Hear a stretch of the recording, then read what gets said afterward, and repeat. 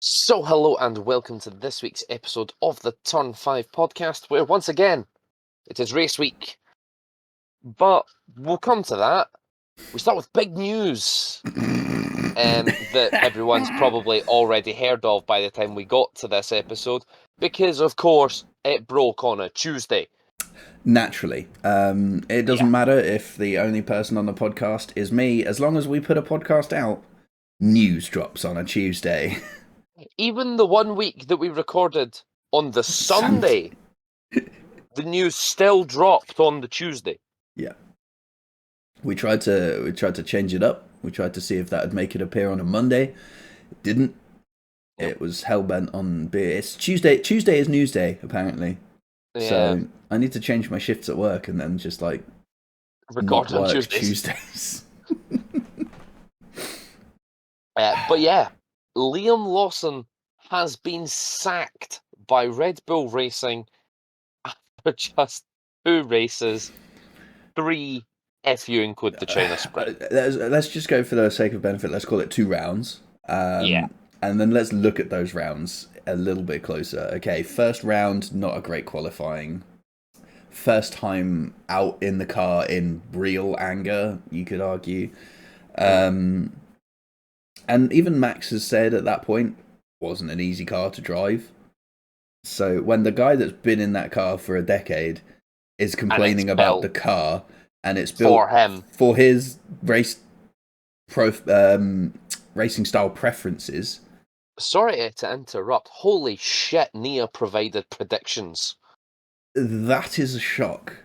Yeah, but we'll come to those. Yeah, so even when he's saying the car is difficult to drive, what do you expect the guy to just jump in the car to do when the only version of that car he's driven is an older version, as per the testing of previous cars' rules and regs? And that previous version was somewhat easier to drive. Not much, but, the world champion wasn't complaining about it. Mm-hmm.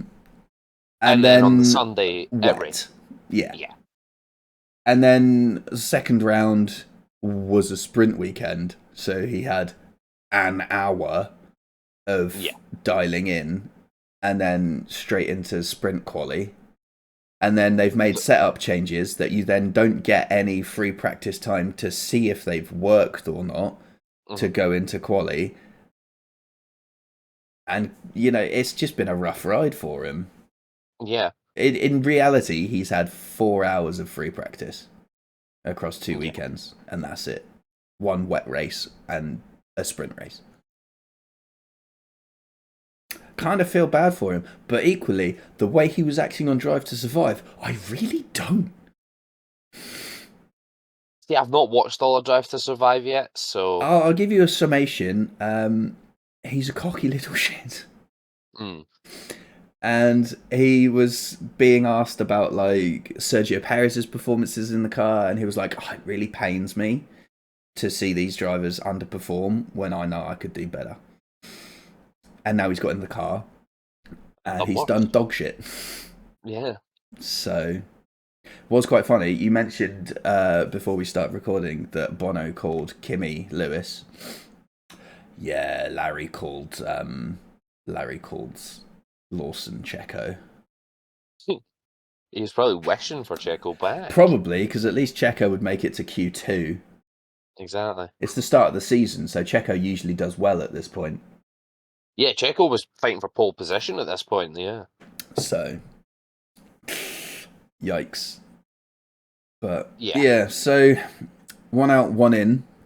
Rumour is that because Yuki's backed by Honda obviously being a Japanese automotive company, Honda have stumped up additional cash to get Yuki in the car by this weekend, which is why it's happened so soon. The reported figure is an additional 10 million. Now, I'm not entirely sure if that's dollars, pounds, euros, or what, but it's 10 million. 10 million something. Is nothing to be sniffed at. Yeah. I think if it wasn't the Japanese Grand Prix this weekend, it wouldn't have happened. No. I also think Honda have been swindled slightly because that was the same sum that they offered to stump up to get Yuki in the car before the season started. Mm. And then Red Bull went back and went, would you still be willing to give us some money if we did it by Japan? And they said, yeah, sure. And Red Bull went, still 10 million. And Honda went, yeah, sure. So I think they've been done in a bit there. I would have brought the price down a bit personally. Said, no, you didn't give him the first 2 races. You didn't give him the full season. Yeah, the full season. So you can have 8. Yeah. I do think it's very rash by Red Bull to sack Lawson after 2 rounds. It's done nothing but highlight how shit their management is. Yeah. Like, they gave Gasly half a season, Albon a season and a half, Checo, 2 seasons? Maybe 3, I can't remember now. Lawson, 2 races. Yeah. Not ideal. It's just, I feel it's far too quick to have made any sort of proper judgments. No. These were tracks as well that he'd never been to. Yes, these are professional racing drivers. It's not really an excuse, but I mean, obviously, yeah, you've got the simulator. It doesn't help that you're learning a new car and a new circuit. Yeah, and equally, the simulator never quite lines up.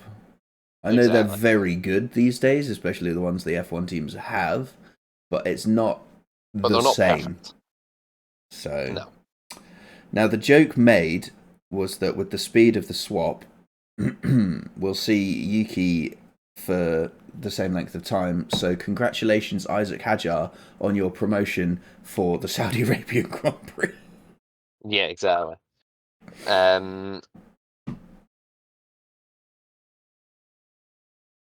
I can't even think of how this could have been avoided other than giving Yuki the seat at the start of the season. That is it, isn't it? He's been there. This is what, Yuki's 5th season in Formula One. Like, if anyone deserved that seat, it was Yuki. He's proven himself to be a good racer in a car that is not punching for the front. He was scoring points in it. So yeah, it's rough. But equally, if you watch Drive to Survive, you don't really feel for him. If you just look at it from the outside, you kind of feel, wow, what a shit hand he's been dealt. But is that the way Drive to Survive's been filmed, to make him look like a cocky prick? Is that just the way he actually is? Or do all drivers just back themselves in that sort of way? Are we talking about Lawson or Tsunoda here? Lawson. Okay. Tsunoda has been nothing but like... we haven't seen a lot of Tsunoda on Drive to Survive since the I don't want to train, which was such a mood. And I think that got him a lot of fans. Because him just being like, but training sucks. It's so real. Yeah. But yeah, we'll see how Yuki gets on at his home Grand Prix this weekend. Did you hear about the reported car colour conundrum? Yeah, isn't the Red Bull supposed to be white, and then they've showed up and there's pictures being taken in the circuit and it's the normal livery? Yeah, so they wanted it to be pink for cherry blossom season. And they decided that the pink weighs too much. Okay. So they've reverted. However, Haas have come with an absolutely banging special livery. They have, yes. I'll put a picture of that on screen as we talk about it, but like cherry blossom in panels. Obviously, this comes from the fact that they've now got Toyota Gazoo Racing as a sponsor. The gritty Haas. So yeah, I mean, we haven't often seen Haas special liveries because they've been more focused on cost saving than fucking about with the design of their car. But it's a really nice livery. It is, yeah. I just want to pull it just looks good. Yeah. Where the hell's it gone?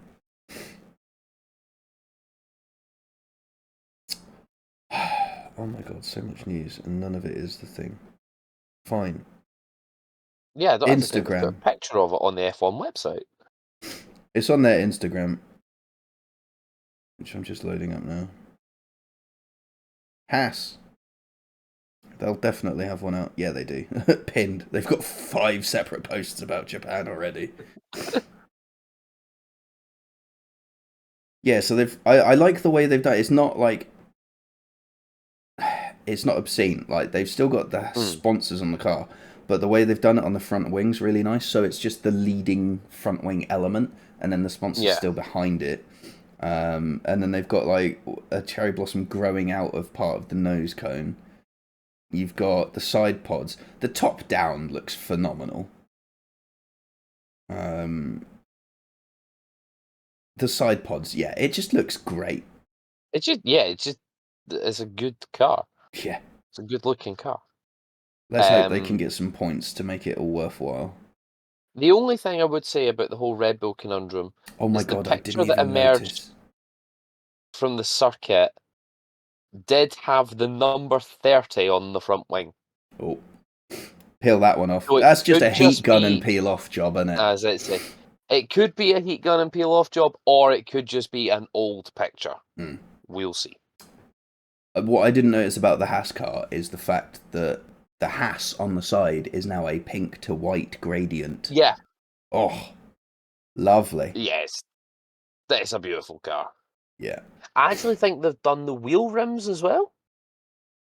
I think you're right. Yeah, they look slightly different. Actually, no. They've might got just be the angle MoneyGram. of the picture I'm looking at. I think they've just got MoneyGram on it. By the look of it, Okay. that would have been nice if they'd done those pink as well. But it is red. Yeah. I can see what you mean. In one of the pictures, it does look a bit pink, but I think it is the angle. Yeah, no, it's just the MoneyGram logo on the. They've got a tiny little MoneyGram logo and then a couple of swooshes around. So. It's still being reported that the Red Bull will show up in white. So apparently, white is lighter than pink. So, the only white Red Bull I've seen is when they've done their drive around Tokyo thing that they did. I think that was on Wednesday. Which is why the news got announced so early, was so that they could get Yuki in the car for that. For that, yeah. My biggest gripe is for the poor fans who'd all bought Yuki Tsunoda Racing Bulls merch and now have to go and get Yuki Tsunoda Red Bull merch. Red Bull merch, yeah. Travesty. I also made the joke with a guy at work that somewhere in the back of Red Bull's warehouse is Red Bull Isaac Hadjar merch. Just in case. Yeah. I mean, you can't rule it out, can you? Yeah, exactly. It's Red Bull we're talking about here. More news just before we come to the Grand Prix.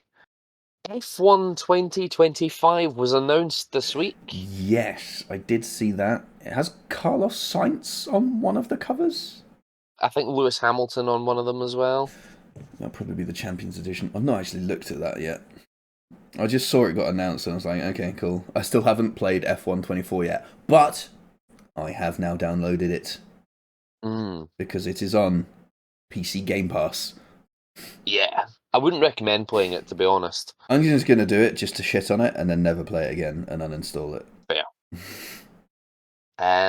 Yeah, F1 25 has been announced, but none of the features have really been announced yet, so we'll talk about it more later. Yeah. I just want to check who else is on the cover. It's Ollie Behrman and Oscar Piastri are also on the cover. The long and short of it is updated My Team, Breaking Point 3. That's probably the only reason I'll play the game. And an updated handling model. They said that last year and it was dog shit. Well, yeah, they did update it last year, but made it worse. Yeah, exactly. This is the half of the studio though that make okay F1 games. Yeah, because it's got Breaking Point in it, so it'll probably be fun. We can hope. we pray. I have heard good things from people who've had their hands on the beta. Well, fingers crossed then. Yeah. Shall we talk the Japanese Grand Prix then? I think we should. Yeah. It's another early start. Yeah. And by early start, I mean it's another I'm still going to be at work when it starts.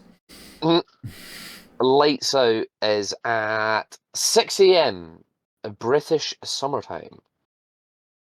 Oh yeah, we're in BST now, aren't we? Yes, we are.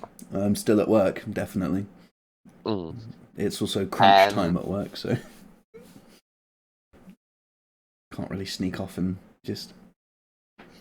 To be fair, China started at 7, which is literally as I end my shift and as I need to be telling people everything that happened. So I had my phone on in my back pocket with the screen facing outwards so that like my screen wasn't hitting my arse and pausing it. One earphone in, listening to, and it's lights out and away we go, while like debriefing people. Yeah. Thankfully there was no major turn 1 crash. Yeah, I was actually I was at work as well. I had just finished getting the 2 like first wave flights, we call them, out.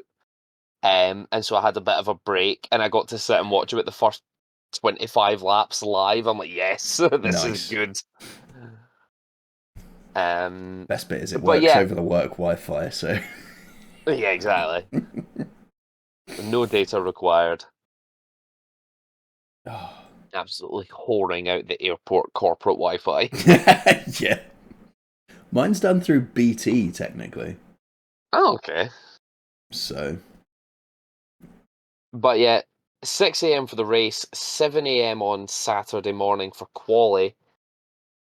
If you want to watch FP1 and FP3, that's a 3:30 in the morning start. No support races this week. No, none. At least not ones that we cover. That they broadcast, yeah. None that they broadcast here in the UK. Because there was the F1 Academy last week, which confused the crap out of me because they did a rolling start on the race, and it was because one of the GT races has had a massive oil spill down the start-finish straight. So there was cement dust or whatever it was everywhere. You could even still see some of it though when it came to the F1 start. Yeah. It was not quite as bad. I think it was Dorian Pan made an overtake on the first lap of the rolling start. And she's got an absolute face full of cement dust. It's like Maya Berg was like, you know what, I'm going to drive on this and throw up a smoke screen. And Dorian was like, fine, I'm just going round the long way. Yeah. Smart tactic, perhaps. It was a hell of a move, to be fair. Yeah. So. But yeah, that's the start times. It's a classic circuit. It's one that we all love. It correction. It usually delivers good racing and unpredictable weather conditions. Yes. But perhaps not so much now they've moved it in the calendar. Yeah, it's slightly earlier in the year, so the seasons aren't quite... I mean, yeah, okay. It's 7 months earlier. Yeah, it's slightly earlier in the season, so we're not in typhoon territory at the minute. So, which is probably a good thing. It also makes sense just to have it at around the same time as China. Just logistically. Exactly. So, it's a hop, skip and a jump across the China Sea. It is also the first part of our first triple header. Oh, is it? Of the season. I hadn't clocked that. So wait, so Japan, Bahrain, Saudi? Yep. Damn, okay. Okay. Yeah, that'll do. I'm just making my predictions while I think about it. Yeah. First part of the triple header. Hopefully no shipping delays and stuff like we've seen on the lead up to China. Yeah, that was a bit... I didn't cover that because the cars were all there, so it was fine. But I think we just dive into predictions. I don't think there's much else to say. Japan is Japan. It'll be fun. It should be. Quali It should be definitely fun. will be. Yeah. It's a very much a driver's circuit. It's one that they like, but it's still challenging. And the one bit of trivia that you'll hear from Crofty many times is that it's the only figure of 8 circuit on the Formula 1 calendar. Yeah. It's a banging idea. We need more of them. Yeah. So. Right. You've got the rest of the team's predictions. I do indeed. And they've all put one in. Oh my god. Even Mel's got in on it? Yep, just in time. Right. That's who we'll start with then. So Mel has went Verstappen for pole. Okay. Nia has said Lando. Yeah. So has Ben. Okay. So has Who have you Sonia. went, Rich? I have also got Lando. And so have I. Okay, so it's just Mel. Yeah. The lone wolf. Podiums. Mel has gone Norris, Verstappen, Alonso. She does like to throw one random one in there. Yeah. I will cover off and say, because you weren't here last week, Mel got the podium right. Jesus. Yeah. So Mel is 7 points clear at the top of the table currently. And we're on round 3. Yeah. Well, at last, though, when she's making predictions Fernando like Alonso, probably not. Yeah. But she put Russell on it last week, and the boy got 3rd, so... Yeah. That's not even benefiting from disqualifications, I think. Didn't he finish 3rd on the road? Yeah. Nia has went Norris, Hamilton, Piastri. I'd made a mistake and written Sonia's predictions in Nia's slot, but they've predicted the same thing! Yes! Ben has went Norris, Piastri, Verstappen. I'm going to go Norris, Piastri, Leclerc. That's what I've gone for, god damn it. Bold predictions. Okay, I'm going to go first. Okay. I've said that Yuki will get to Q3 on his first time of asking. All right. Mel has gone the complete opposite. Oh, no. Mel has said that Liam knocks UK out of qualifying. Okay, so what I'm reading there is Yuki has to be the one driver above the drop zone, and then Lawson Yuki's has to set the time that hits him down. Okay. Yeah, that's the way I read it as well. That is the only way she's getting that point. I don't care if Lawson makes it and Yuki's in the drop zone. If Lawson's not the one that set the time to knock him out, not counting. Nia has said no improvement from Tsunoda in his rough positions, so has said a sweeping P8 to P16. What the hell? Basically, he'll finish somewhere between P8 and P16. That's like half the fucking grid. Yeah. And Ben is sticking with that theme. Oh, everyone's gone Yuki this week. Oh, shit. And has said Lawson to outperform Yuki in the race. Nothing against Yuki, just Red Bull management. Yeah, that's valid, to be fair. But equally, the Racing Bulls kind of cocked up their strategy last time out, so... I've gone slightly differently. Oh. I've went with Lawson to actually make it into Q2. Oh my god. Which normally wouldn't be that bold, given where the Racing Bulls was. But considering he was P20 in a Red Bull... Yeah, no, it's slightly fair. more bold. He's not made it out of Q1 in No. any of the 3 quali sessions, so fair. You gave us yours. Lapdown Showdown. Mel, you'll be happy with hers. She's on Hate Watch. It's Esteban Ocon. Yes. On lap 32, 1 lap down. And Nia has went Gabriel Bortoletto, lap 24, 1 lap down. Ben has went with Nico Hülkenberg, lap 34, 1 lap down. I'm going to go with Ollie Behrman, lap 20, 1 lap down.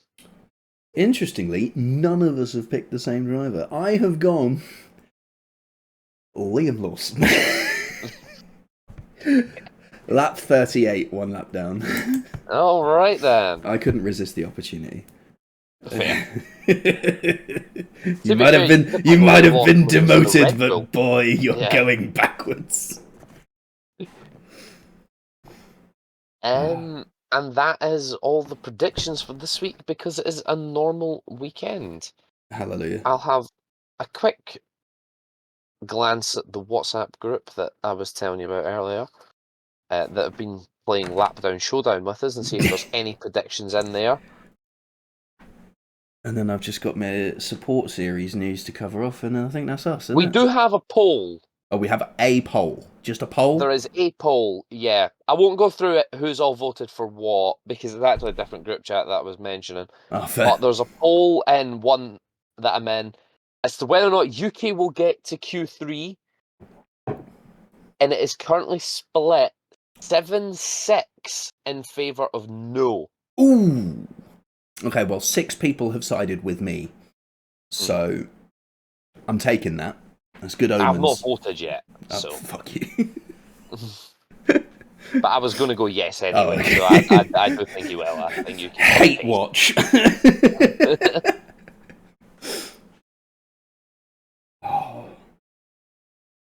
So basically, 7 people are backing everyone else in the pod, and there's 7 of us backing me and you. Yeah. That UK will do well. I love it. Right. Anything else, or shall I do Formula 2? Because it's a quick one. There's only one piece of news, and that is just that Victor Martins has joined the Williams Driver Academy for this year. I do want to I'm going to have a look at a few things in depth in the next week or so, because as far as I understand it, the Alpine Academy has had a bit of an overhaul, and I need to just sort of have a go at that, because I believe a lot of drivers that were there last year have decided no. And they've signed up a bunch of new people. to do with Flavio? Yeah, Flavio coming back. That is kind of what I was thinking. And telling drivers that he owns them. Yeah. That's what I was going to have a look into. But we'll cover that off when I get round to it. Yeah, we've got plenty of time anyway. The support series... in fact, no, I think they're back in Bahrain. Bahrain, yeah. Yeah. They were in Bahrain this week, actually, doing in-season testing. Yes. Or at least Formula 2 was. I don't know if Formula 3 was. I don't think they have had their in-season test yet. F1 Academy has an in-season test at Saudi Arabia. Calendar. They have, yeah. Formula 3 have had their in-season tests over the past few days. Oh yeah, literally the 26th to the 28th. Yeah. Whereas F1 Academies is, I think, next week. 4th to the 6th of April. Yeah, probably in the run-up to Saudi Arabia. Yeah, it's the week before. So while we're racing in Bahrain, they're doing the test. And then they're joining us for the race in Saudi. Yeah. I do find it quite strange that they're doing sort of in-season tests at a circuit they're going to be at the week after.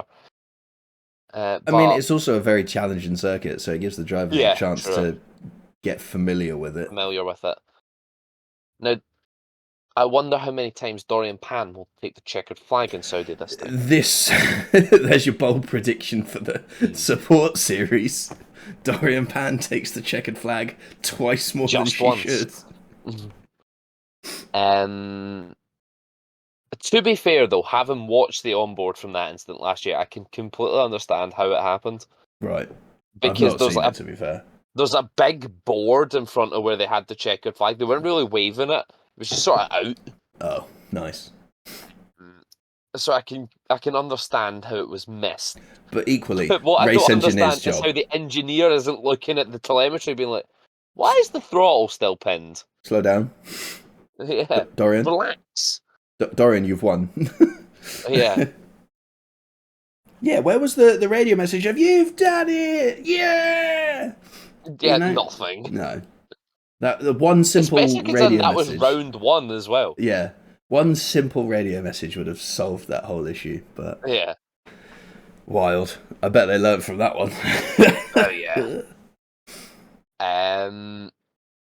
So yeah, join us next week where we'll be reviewing the Japanese Grand Prix and previewing the Bahrain Grand Prix.